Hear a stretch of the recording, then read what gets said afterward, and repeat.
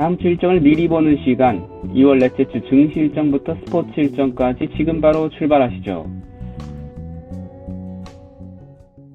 월요일은 대통령의 날, 링컨의 생일은 2월 12일, 워싱턴의 생일은 2월 22일. 이 둘을 묶어서 미국 의회에서 2월 셋째 주 월요일을 그냥 대통령의 날로 제정한 것이다. 역대 모든 대통령을 추모하는 날이라 미국 주식은 휴장할 것 같다. 저녁 8시에는 1차 대선 법정 토론회가 열린다.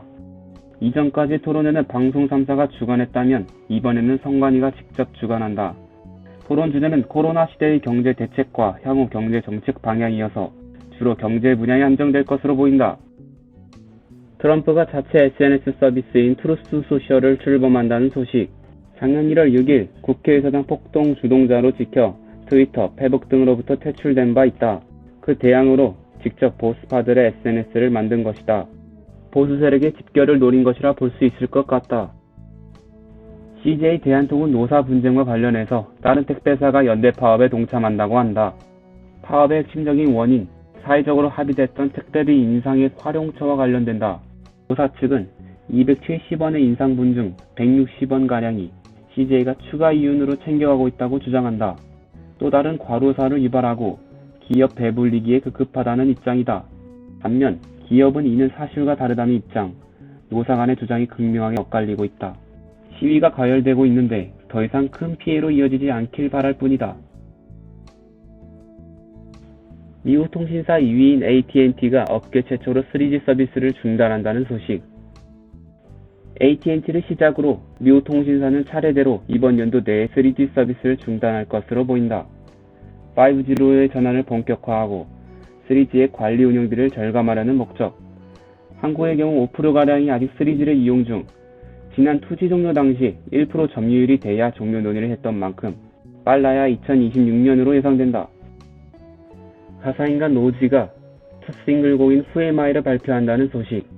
미국의 가상 인플루언서 릴 미켈라가 팝스타로서 성공을 했는데 그 노선을 따라갈 수 있을지 아니면 단순히 언론이 만들어낸 연예인에 그칠지 지켜봐야 할 것 같다. 이건 그냥 가져와 봤다. 중국에서 2022년 2월 22일 화요일날 혼인신고가 급증했다고 한다. 중국에서 숫자 2와 사랑해가 동음 2여라 2022년 2월 22일은 2가 무려 6번이나 들어가서 그렇다고 한다. 여러분에게도 화요일이 운수 좋은 날이길 기원한다. 수요일 일정은 모두 물가 상승과 관련된다. 하이트 진로가 참이슬과 진로 등의 제품의 출고가를 인상한다는 소식. 병뚜껑 가격, 인건비 등의 제반 비용 상승으로 인상이 불가피하다는 입장. 식당 기준 판매가가 한 병 5,000원을 넘길 것 같다. 정부가 23일부터 김밥, 햄버거, 치킨, 피자 등의 품목에서 프랜차이즈별 가격을 매주 공개하기로 결정. 외식 가격 상승을 억제하기 위한 차원. 더 외식 사이트 또는 농산물 유통정보 홈페이지에서 확인 가능하다고 한다. 목요일에는 2월 금통위 개최. 금융통화위원회 개최는 기준금리를 결정하는 회의. 당장 추가 금리 인상은 없을 것 같다. 하지만 미국 FED가 금리 추가 인상을 할 것이라 선제적 금리 인상을 위해서 연말까지 3차례 정도의 추가 금리는 불가피할 것 같다. 24일에서 26일까지 3일간 부산 덱스코에서 드론쇼 코리아가 열린다. 국내 최대, 아시아 최대 행사이니만큼 다양한 드론 기술들이 선보일 예정. 드론 산업에 관심이 많다면 주목해보도록 하자.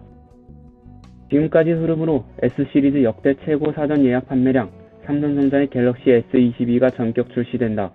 최근 노조 문제로 복잡한 와중에 전체 매출의 40%가량을 차지하는 스마트폰 산업 흥행으로 주가 상승을 이뤄낼 수 있을지 두고 봐야 할 것 같다. 참고로 내구성에서는 긍정적인 평가가, 배터리 수명 부분은 약간 아쉽다는 평가가 있는 것 같다. 금요일엔 두 번째 대선 법정 토론회가 열린다. 이번에는 정치 분야의 한정에서 토론을 진행할 것으로 보인다. 주제가 주제이니만큼 치열한 공방이 예상된다. 주말에는 삼성 갤럭시 이벤트가 개최되고 국제정세에는 아주 중요한 벨라루스가 개헌안 국민투표를 한다. 개헌안은 크게 두 가지로 볼 수 있는데 첫 번째는 대통령 임기 5년과 재임 횟수 2년으로 제한하는 것.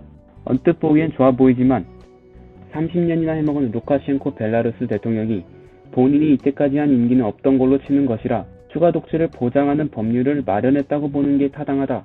두 번째는 핵무기 배치 허용과 중립국 목표 철회다. 이젠 대놓고 경제적, 군사적 지원을 받아왔던 러시아에 더욱 의존하게 된다는 의미. 개헌에 성공해서 벨라루스가 러시아군의 영구 주둔을 허용하게 되면 러시아와 우크라이나 사태 속에서 전쟁 분위기는 더욱 장기화될 것으로 보인다.